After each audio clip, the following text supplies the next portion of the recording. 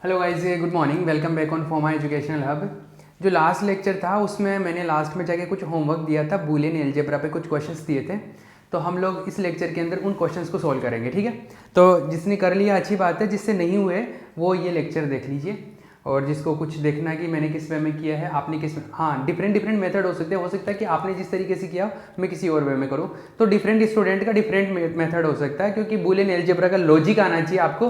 बाकी आप अप्लाई कैसे करो आप पे डिपेंड करता है। तो एक ही क्वेश्चन को अलग अलग वे में कर सकता है अलग अलग स्टूडेंट, ठीक है। तो मैं अभी करवा रहा हूँ।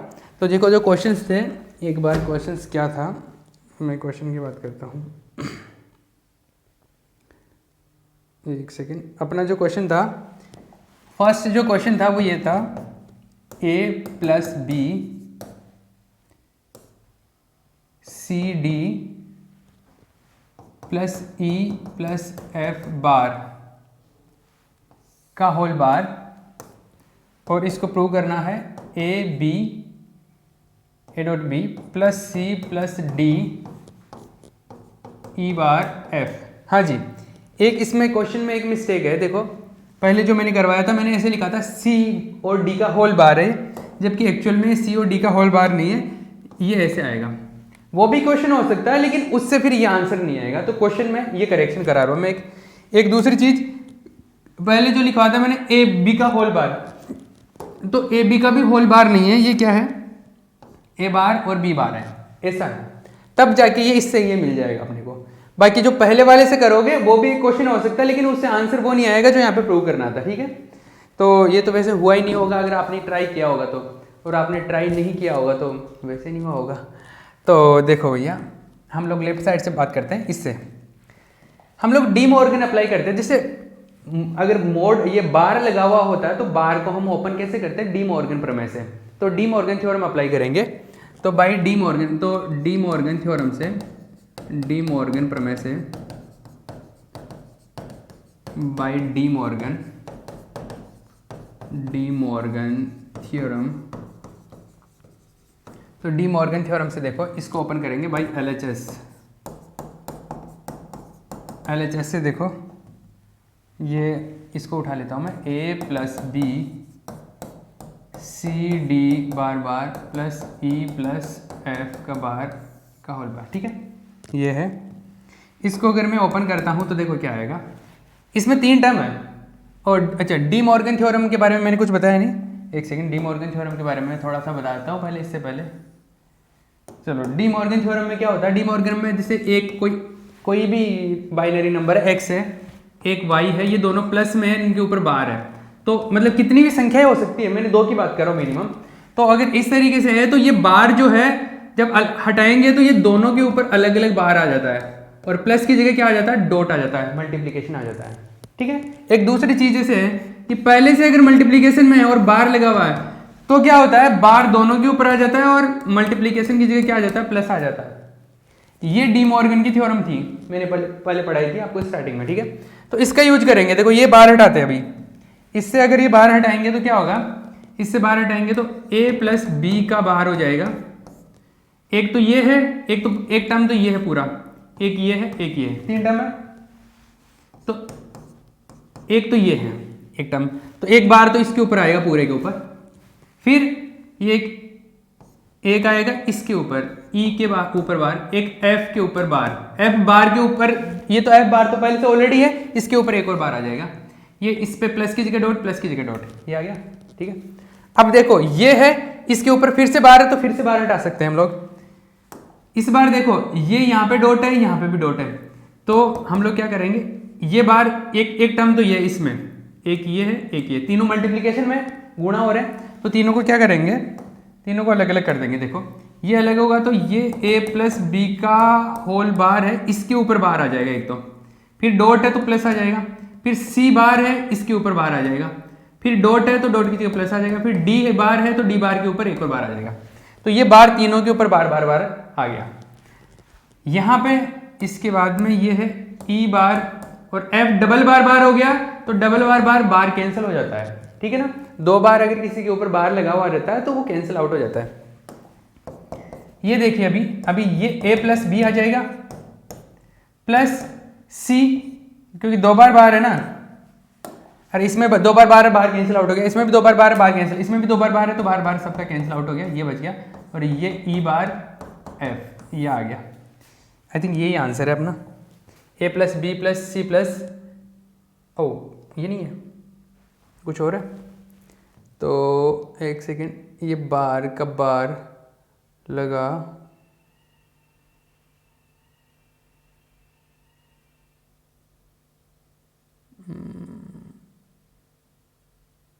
एक सेकंड, ओह सॉरी, देखो ये बार हमने कहाँ से लगाया, ये जब ओपन होता है तो एक बार आएगा इसके ऊपर, ये मैंने बार ये गड़बड़ लगा दिया, ये बाई चांस, ये बाई मिस्टेक हो गया, ये एक ही बार है यहाँ पे, दो बार नहीं एक ही बार है, एक बार तो था ही नहीं ना। तो अभी देखो ये वाला, ये जब बार ओपन होगा तो कैसे होगा, प्लस है तो दोनों के ऊपर बार आएगा, तो ये ए बार बी बार और प्लस की जगह क्या आ जाएगा डॉट, ये इस तरीके से आएगा। वो एक बार बाई मिस्टेक हो गया तो वो तो था ही नहीं ना अपने पास में। ये जब बार ओपन करेंगे तो ये एक पूरे टर्म के ऊपर बार आएगा, एक इसके ऊपर एक इसके ऊपर, तो ये वो पहले जो बार लगाया था वो बाई मिस्टेक लग गया था ना, तो वो तो है ही नहीं अपने पास में। तो ये इस तरीके से आएगा A bar dot B bar, answer मिल गया है। ठीक है, तो मिस्टेक ना हो जाए ये थोड़ा ध्यान रखना, क्योंकि ये हुआ है अभी मिस्टेक। हाँ जी, नेक्स्ट क्वेश्चन की बात करते हैं। नेक्स्ट क्वेश्चन, जो नेक्स्ट क्वेश्चन था वो ये था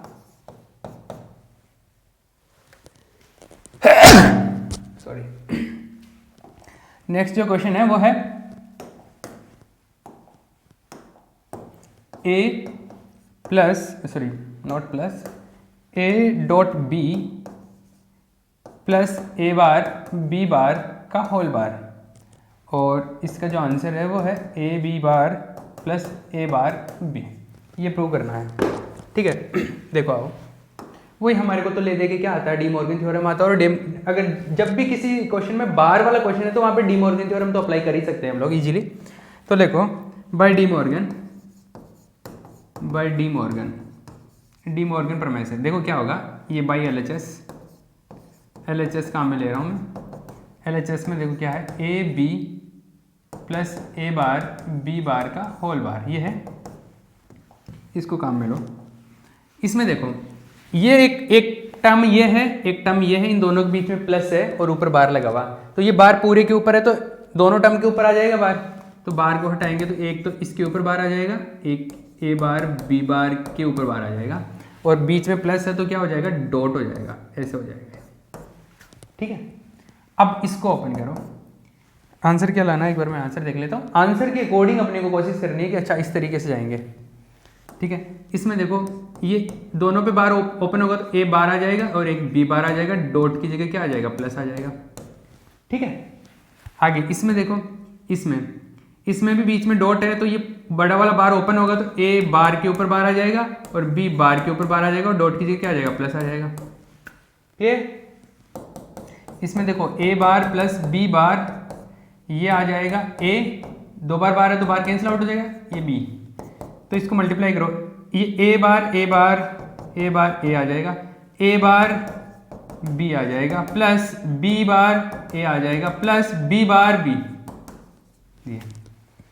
किसी को किसी के बार वाले टर्म से मल्टीप्लाई करते तो वो जीरो होता है, तो ये जीरो हो जाएगा, ये भी जीरो हो जाएगा। खुद को खुद के बार से मल्टीप्लाई करते तो क्या हो जाता है जीरो हो जाता है। तो since A bar is equals to zero और B bar is equals to zero, A bar A पहले लिख लो या पहले इसको लिख लो या पहले इसको लिख लो, एक ही बात है। तो ए बार या ए बार ए एक ही बात है। तो किसी के दिमाग में अगर कंफ्यूजन हो तो मैं इसको ऐसे कर देता हूँ, ये लो, ए बार पहले लिख दिया, बी बार पहले लिख रहा हूँ, तो ये दोनों टर्म जीरो हो गए, तो क्या बचा अपने को फाइनली ए bar B plus B bar ए bar B plus B bar ए bar B plus B bar ए, यही तो है। इसको इधर लिखा हुआ इसको इधर लिखा हुआ, क्या फर्क पड़ता है, आंसर फाइनली मिल गया अपने को। ठीक है, ये दो क्वेश्चन हो गए, ये दो क्वेश्चन हो गए। थर्ड क्वेश्चन की बात करें, let's talk about third question. Third question है question number 3, A B C plus A B bar C plus A B C bar, इसको प्रूव करना है ए सी बार बी प्लस सी इसके इक्वल प्रूव करना है ना। तो देखो LHS इसमें बार बार तो है नहीं, बाकी नॉर्मल बूलियन अलजेब्रा के जो टूल सीखे थे, छोटे छोटे स्टेप्स बनाए थे मैंने, वो काम में आएंगे बड़े। तो देखो बाई बूलियन अलजेब्रा, आप तो बाई LHS ले लो। तो बाई LHS से क्या होने वाला है, देखो LHS क्या है अपने पास में, LHS है ABC प्लस AB बार C प्लस ABC बार। जब भी इसके क्वेश्चन करो प्रूव करने वाले, एक चीज दिमाग में ध्यान रखा करो कि मुझे लाना क्या है, प्रूव क्या करना है, फाइंड आउट क्या करना है, लास्ट में जाके कौन सा आंसर लाना, उस पर फोकस रहेगा, उसके अकॉर्डिंग हमारे को चीज़ों को सोल्व करना है।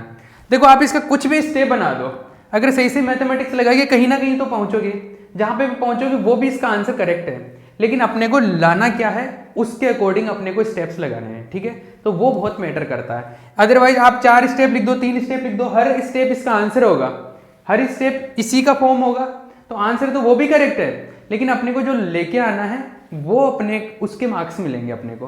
तो इसके अकॉर्डिंग कि राइट हैंड साइड में क्या गिवन है उसके अकॉर्डिंग हमारे को प्रूव करते वक्त उसी के हिसाब से स्टेप्स अप्लाई करना है, ठीक है। चलो मुझे ये लेके आना, तो मैं देखो तीनों में, ये तो बहुत आसान है, ए कॉमन आ रहा है तीनों में, और यहाँ पे भी देखो ए कॉमन है, तो ए कॉमन ले लेता हूँ, इधर बचा BC प्लस B बार C प्लस BC बार, ठीक है।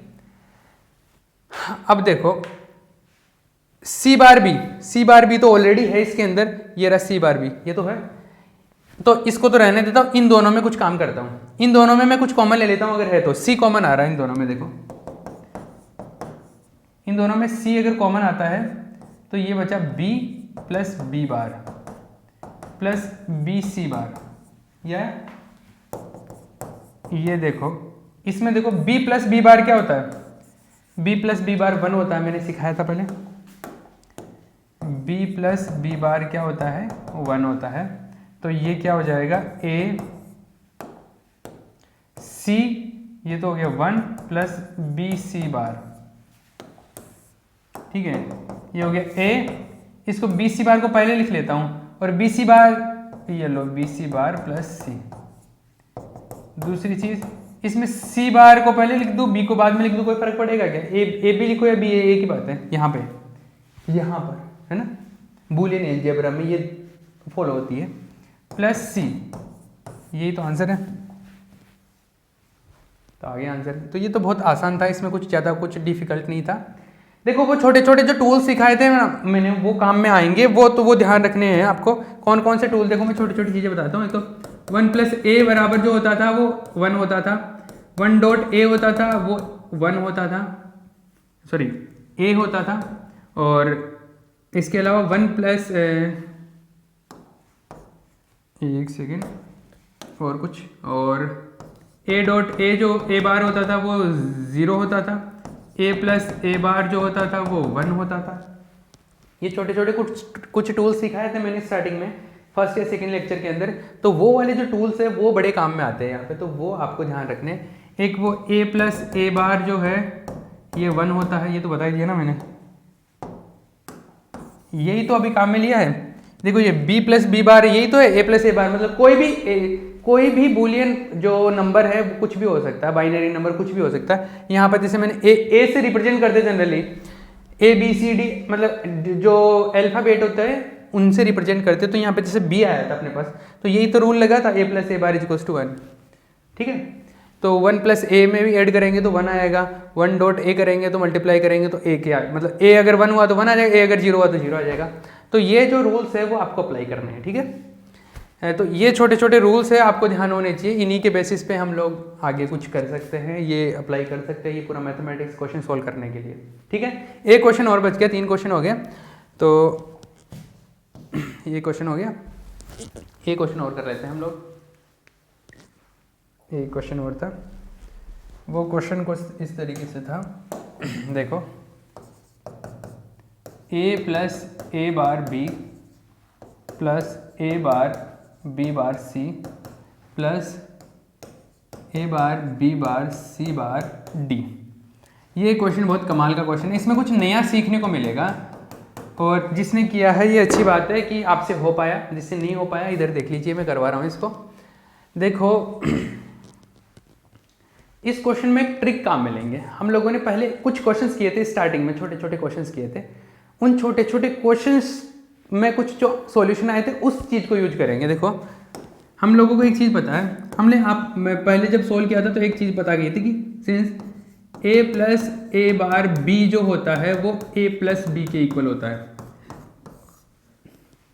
मैंने ये क्वेश्चन कराया था, इसके तीन आंसर कैलकुलेट किए थे हमने, इसके 3 आंसर कैलकुलेट किए थे। एक इस टाइप का क्वेश्चन करवाया था, उसके 3 आंसर कैलकुलेट किए थे। एक तो ये था, एक ये था, एक बी की फॉर्म में होता है ना। तो a plus A bar b जो होता है वो इसके इक्वल होता है। मतलब कि कोई भी एक संख्या है, यहाँ पे कोई भी एक नंबर है जिसको मैं यहाँ पे a से रिप्रेजेंट करके आता, लेकिन मैं जनरल फॉर्मूला बताऊँ तो एक्स वाई में बता देता हूँ, क्योंकि ए बी यहाँ पे काम में लिया गया। तो मैं एक्स वाई में लिखूँ तो इसको जैसे मान लो कि कोई भी नंबर है x, ठीक है, ऐसा है, और उस नंबर का बार है और कोई दूसरा नंबर है, यहाँ पे मान लो कोई y आ गया, ठीक है। तो अगर इस तरीके से लिखा हुआ हो तो इसका जो सॉल्यूशन है वो ऐसे आएगा x प्लस वाई। मतलब कोई नंबर है, बाइनरी नंबर, और उसका बार है प्लस उसका बार है डॉट कोई अलग नंबर है, तो उसका सॉल्यूशन x प्लस वाई ये हो सकता है इस तरीके से, ठीक है। ये वाला जो ट्रिक है वो काम में ले रहा हूं मैं। देखो क्या है ये, सिंस ये होता है, अब ये होता है तो देखो क्या होता है इसमें। देखो इसमें ये ऑलरेडी है, तो बाई LHS लिख रहा हूं मैं, a plus A bar B plus A bar B bar C plus A bar B bar C bar D. मुझे लेके क्या आना, a plus B plus C plus D. मेरा आंसर इस तरीके का है, a plus B plus C plus D. उसके लिए मुझे ये करना पड़ रहा है, इस तरीके का ट्रिक यूज करना पड़ रहा है। तो देखो अगर इस टाइप से कुछ लिखा हुआ हो तो वो x प्लस वाई हो जाता है। तो देखो ये वाला स्टेप है ना, ये इसी तरीके से लिखा हुआ है, ये वाला स्टेप। इसमें ऐसा ही है कि ये कुछ नंबर है, उसका बार है, और ये एक अलग नंबर है, तो इसका सॉल्यूशन x प्लस वाई मतलब a प्लस बी हो सकता है। तो ये तो हो गया a प्लस बी, बाकी के जो टर्म है वो वैसे के वैसे बच गए।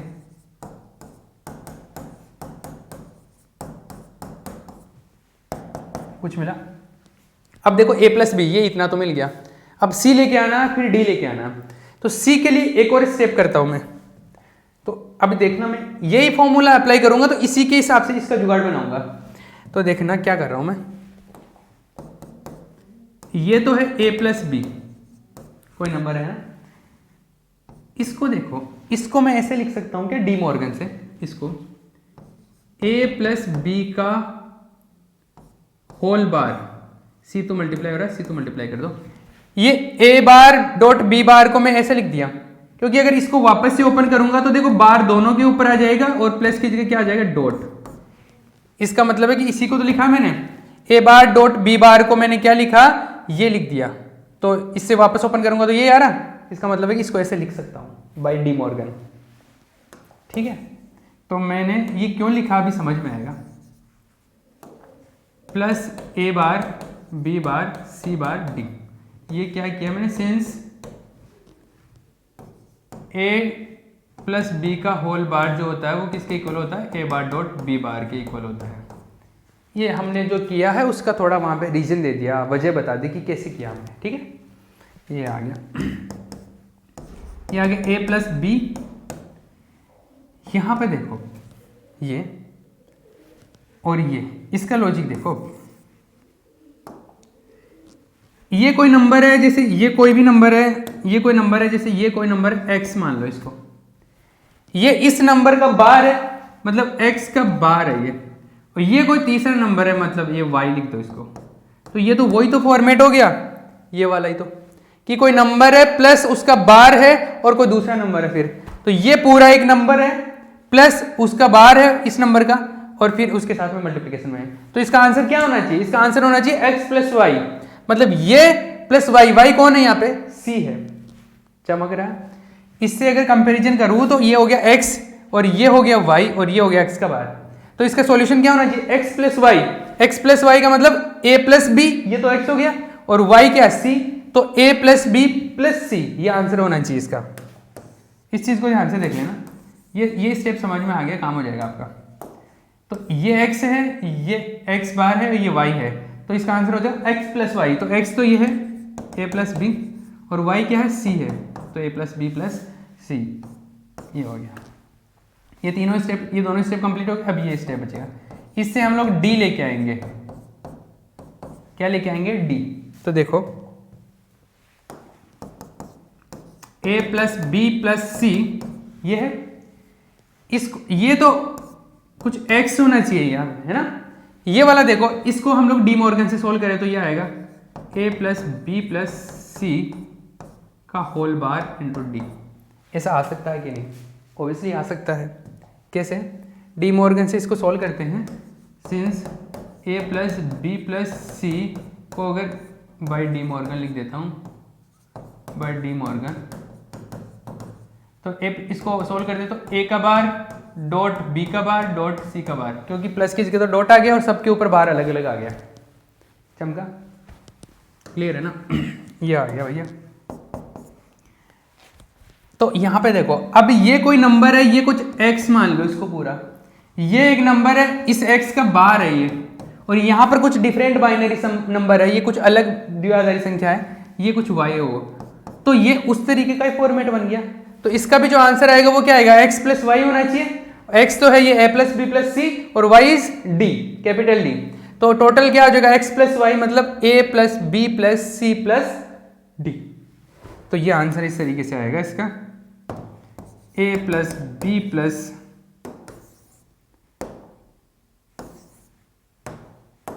इसका आंसर आएगा a plus B plus C और प्लस डी।